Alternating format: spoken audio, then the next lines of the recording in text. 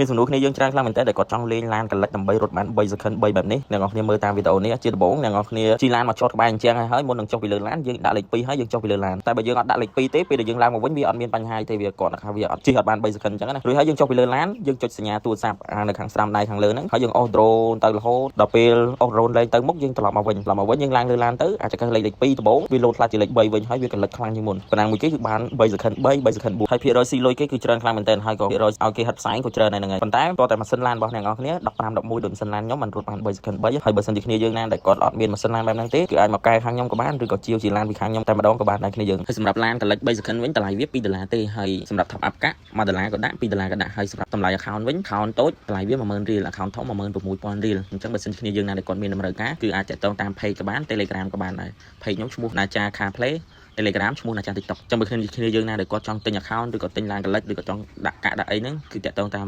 Telegram ឬក៏បាន page ក៏បានដែរគ្នាយើង